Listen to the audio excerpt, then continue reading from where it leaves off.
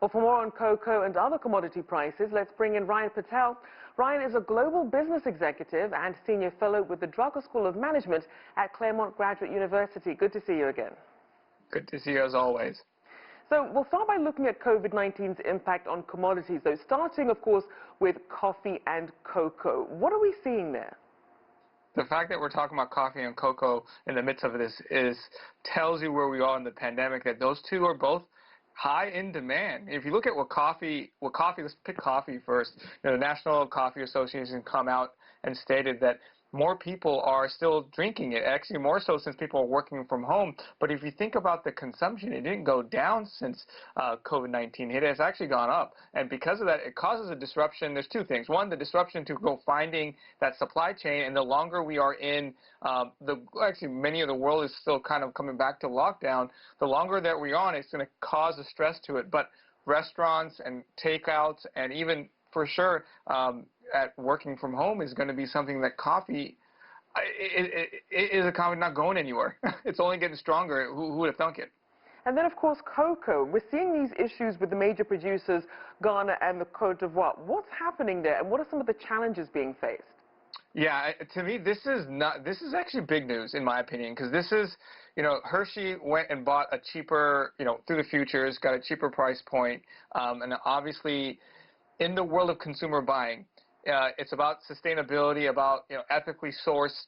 These are the things that many of these major companies need to ensure it happens. Not because, yes, maybe they want to, but consumer holds them responsible. And as you just mentioned, right, by those two countries deciding not to actually kind of push back toward Hershey is telling you how important that is. That certification of sustainability and ethically sourced, it means a lot. And it also puts a highlight on cocoa. That means it is in demand.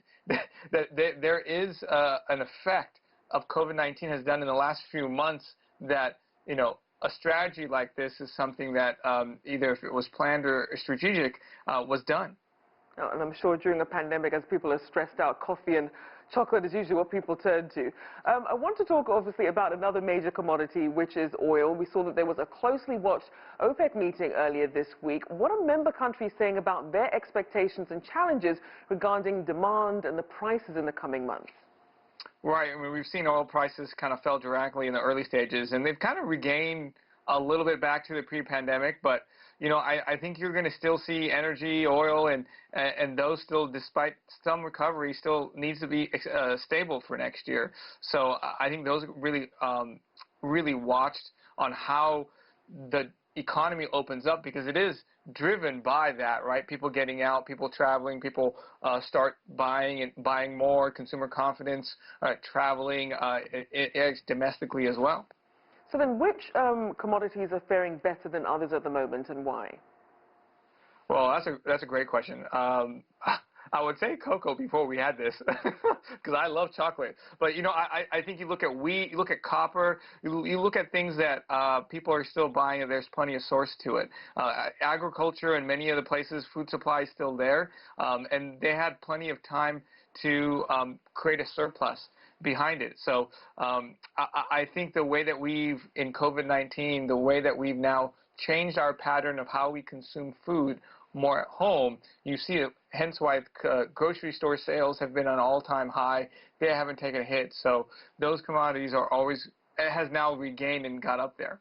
And so on the other end of the spectrum, for those that are struggling, what sort of assistance do the growers, the farmers and producers really need in order to get by, at least until a vaccine is widely distributed? Yeah, no, you're right. I mean, back to the agricultural, it's going to be some kind of stimulus package for them specifically targeted to keep them survive over the next few months. The hardest part for agriculture is you can always kind of guess and budget what demand looks like. But right now, you cannot, because, we are in stages here in the U.S. of some lockdown, some not. It messes with the way that supply and demand curves actually, interject. And because of that, it causes cash flow inventory issues of crops going bad and them not making enough money. So they need to get through the winter, and I think that's what they're looking at. All right, thank you as always. Ryan Patel there, Global Business Executive and Senior Fellow with the Drucker School of Management at Claremont Graduate University.